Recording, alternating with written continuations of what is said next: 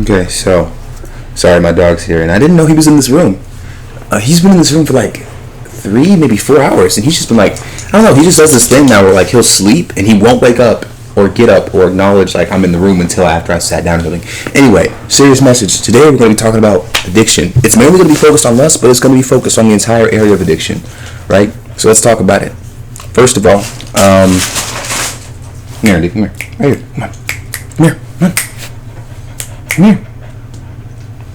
Yeah, you're probably tired. Anyway, so getting into it. Right? Addiction. We all suffer from it in some way, shape, or form. Whether it's games, lust, money, right? The addiction to spending stuff. The addiction to just doing things that we don't need to do. I'm going to talk about it today, right? The biggest thing you need to understand is that addiction is based on a choice. You chose to get into something, and that's how you got addicted to it. You chose to get into gambling, and that's how you got addicted to it. You can get addicted to anything. By technicality, you're addicted to breathing. Now, you need to breathe, so it's a good addiction. It's not a bad addiction, right? But let's be honest here. When you become a Christian, it's entirely different and a different experience because you've been living your whole life without rules, without bounds. You've been living a lawless life. Don't get me wrong. You've had restrictions, but really, have you really had restrictions? Have you really? Or have you had, stuff set in place that limits you from doing stuff without repercussion? You've had rules that you don't need to follow, but they just limit you, right? Because you can break those rules. You do every day. You already break rules as it is. But there are other rules that you can directly get punished for here on Earth, as opposed to the rules that you break now that you can be punished for after Earth. Right? So getting into it and getting past all that, what someone might interpret as mumbo jumbo, let's talk about it. Addiction is a choice. And a lot of you out there are suffering from addiction. And your biggest question is going to be, how do I drop addiction? The answer on how to drop addiction lies in you. First of all, we all get addicted to something due to a lack of something. One of the things I was addicted to was games, right? I got addicted to games because I felt a lack of excitement in life. Another thing I felt a lack of whenever it came to another reason why I played a lot of games and like played them copious amounts is because I saw something that I think all of us saw within the years of COVID and even before COVID: recognition. When people are good at games, they get recognition from all over. And it's not the same recognition you get from something else, like being good at a job or being super strong or being super smart, but it's recognition. And people will praise you for it, right? And that's what I was out there to look for. I was addicted to the idea of getting good at the game, and so good that people would know my name. Now, there was a point where I was close to this, very close. I gave up on it, though, because I realized that it didn't matter. But the thing about addiction is that it comes back. You have to continuously deny addiction. The same way you continuously deny yourself when you follow Christ, you have to continuously deny yourself. If you don't continuously deny yourself, you're not going to get anywhere. It has to be constant denial. Like, one of the things I'm doing now is, since I've fallen back into recent addiction, I'm just not going to play games for like the rest of the week. I'll play them on the weekend, but like I'm just not going to touch them for now. And I've been doing a good job of that, right? I haven't touched a game in 3 days now, and I got like 2 more days until the weekend, because tomorrow and then anyway, yeah, no, like I said. End of the day, addiction. It's a constant choice. A constant choice if I don't want to do this anymore. Now, I don't want to do this because you want to do it somewhere in you. But again, it's constantly denying yourself, right? It's constantly saying no to something that you know you would normally say yes to.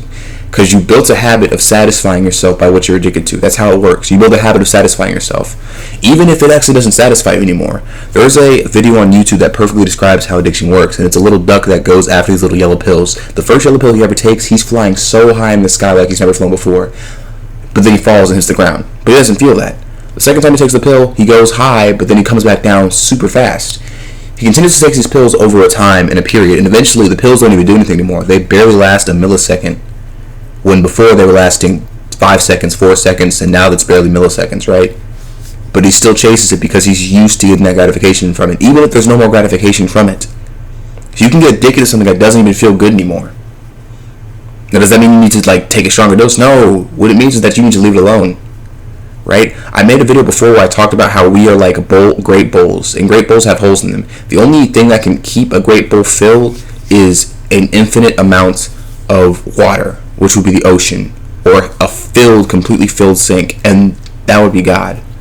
God is the only thing that's going to fulfill you. God is the only thing that's going to keep you full. It's going to keep you satisfied. And that's not to sit here and say that as soon as you start joining God's side, oh, life will be easy and problems will go away and you'll never feel sad. No, that's not what all it means. It just means that you're going to start living your life from the source and not from cheap imitations, right? So God has placed eternity in our hearts that we won't be satisfied with the things of this world, no matter how much we try. Anyone out there, you can ask them. They aren't satisfied. They might lie to you the first time, but you can pay attention to what they do. If you look at any famous artist ever, they have always gone to some sort of drug. And if they haven't, they've gone to something else. Or if they haven't gone to anything, they've been completely insecure about how they look, what they do, and they make sure they're careful with every one of their movements because they don't want someone judging them. Right? But anyway, talking about addiction. If you want to break addiction, you have to do the work for it. God is not going to take away your addiction. It'd be awesome. It'd be a great miracle that he takes away your addiction, but what good does that do God and what good does that do you? You haven't had any character development. Imagine, and for those of you who play games out there, imagine I give you the strongest sword in the game at the beginning of the game. And there's thousands of swords you haven't even tried yet, but you just got the strongest at the beginning of the game. It's super cool to get the strong sword at the beginning of the game, but then it's like, this is kind of boring.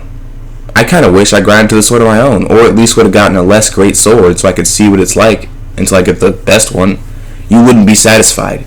You'd be completely underwhelmed, and you'd actually get bored and probably end up hating the game. And it's not that the game is bad, it's just that I cheated the game for you. God's not going to cheat the game for you. He wants you to play the game. And this isn't the same game that you've been playing your whole life. This is an entirely different game, a game that's fair, as long as you put in the work. God wants you to play this game and play it the right way, so you can make it, so you can get the character development you need, the character building you need. A lot of us don't recognize it, but we're supposed to be soldiers. We're supposed to be like soldiers. One thing I always imagine, there's a cool game called Elder Scrolls. I don't play it, but there's a cool trailer for Elder Scrolls. There's a knight in one of the trailers, and he 3v1s a mage, an assassin, and an axeman. For any of you who understand how games work, or just medieval times, or just any RPG, like that's something. That's something to be able to 3v1 like that. So remember this: God has called you to be a soldier, and soldiers make tough decisions every day. Soldiers don't enjoy their life too much. And when I say don't enjoy their life too much, I mean they don't enjoy the decisions they always have to make, but they do it. One of the things you might have watched recently is Spider-Man Into the Spider-Verse, right? Across the Spider-Verse, across it. Right, one of the things you'll see when Miguel's like kind of build up is, I'm not like the others. I'm different. I don't always like what I have to do, but I do it because I know I'm the one who has to do it. That's how you should look at your life. You're not going to always like the things you have to do. You're not. I don't like doing this sometimes. I completely hate it some days, but I know it's the right thing to do. And it's not just that I know it's the right thing to do, it's because I know God loves me. And I'm showing him I love him back by doing what's right. Yet again, if you want to end addiction, the best thing to do is to end it. Now, am I sitting here telling you it's going to end because you decided one day, oh, it's done? No, that's not how it works at all. You built this habit, so you got to break it. It's going to take time. It's going to take time. It's going to be painful. It's going to be super painful. Especially when you look around and see what everyone else was got, right? Especially when you look around and see everyone else is succeeding in some way. And that's one of the hardest things to do. To look at everyone else and see they're succeeding in some way. And, of course, the thing where I always say myself is, I can't see, everyone else is succeeding, but I don't see their problems. Guess what? Your eyes still see their success, and that's hard to look at when you're only failing. And I get that, but you're not always going to fail. One of the things I think about is that God put me right where I'm supposed to be at the exact time, which helps me so much with the pressure I'm understanding, with the pressure I'm feeling, right? The pressure I'm building up. As pressured as I feel, this is exactly where I'm supposed to be at this exact time. Because that's how good God's planning is.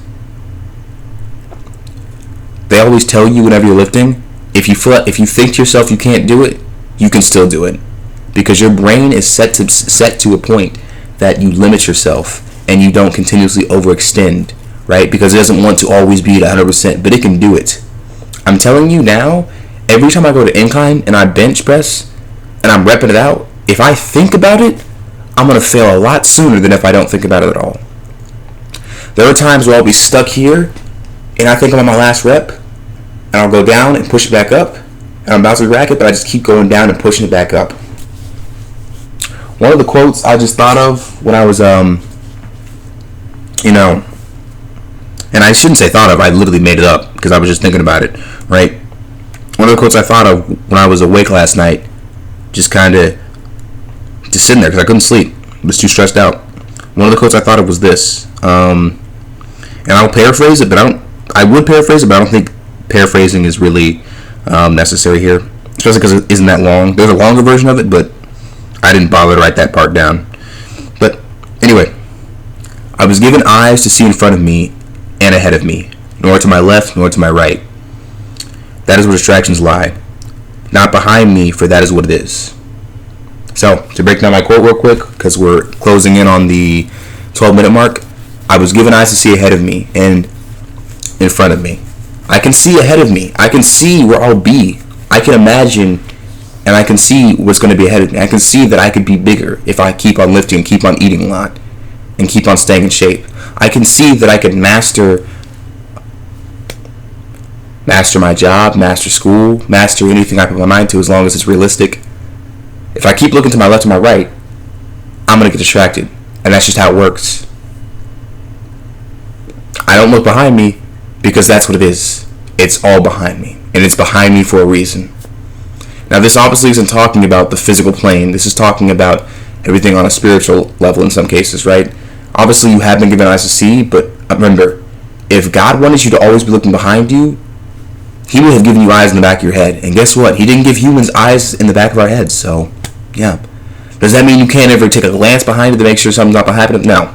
I'm clearly not talking about a literal sense of not looking behind you. You do that all the time to check what's behind you. But seriously, when you're walking, and you're walking on a track, and you keep on walking on the track, if you're looking behind you, you're wasting time. If you're looking to the left or the right, you're wasting time. Because every time you look to your left, look to your right, look behind you, your body turns. And if you've ever been a runner before, whenever runners are running and they turn too much, they're losing speed because their body is trying to go one way while they're still trying to run straight. If you want to run straight and you want to get done fast, keep looking straight. Look down, look ahead. It doesn't matter. Keep looking straight. In some cases, it's better that you look down because you won't see what's ahead of you. You won't be worried about it. You'll be focused at what's right in front of you. But that's the end of my thing. It was about addiction, but I feel like I covered a lot of things. But at the end of the day, God will help you with getting over your addiction, but He's not going to do it for you. You have to make it a choice. You have to make it a constant choice to say no. Every time you fail, it was your choice to fail. Understand that. Is God mad at you? No. But it was your choice to fail. So stop making the choice to fail.